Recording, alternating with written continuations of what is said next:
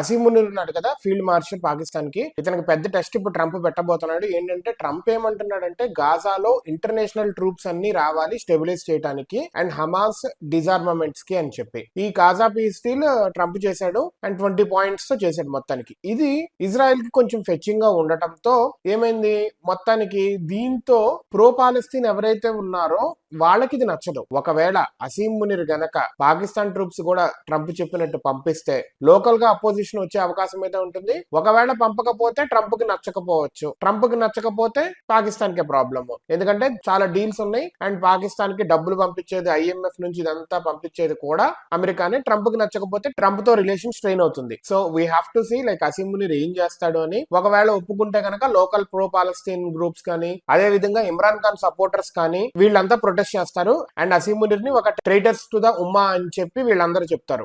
So చేస్తే deploy చేయడానికి పంపిస్తేనేమో local problem, చెయ్యకపోతే దేశం మొత్తానికి ప్రాబ్లం అవుతుంది, ట్రంప్ కోపం వస్తాయి. సో అసీం మునీర్ కి ఒక పెద్ద టెస్ట్ అండ్ ట్రంప్ ని కలవడానికి అయితే వెళ్తున్నాడు. విత్ ఇన్ లాస్ట్ 3-4 months లోనే ఇది third meeting. So we have to see like America Pakistan వీళ్ళందరూ కలిపి ఏం చేస్తారో. మన వాళ్ళు మాత్రము watching everything and being alert. We have to see like మన వాళ్ళు ఎలా రియాక్ట్ అవుతారో దానికి కూడా. కాకపోతే మన వాళ్ళు ఆల్రెడీ చెప్పారు గాజా పీస్ ప్లాన్ కి ట్రంప్ చేసిన దానికి we're accepting that and we're supporting that peace ని అని చెప్పి EAM జయశంకర్ గారు కూడా చెప్పారు.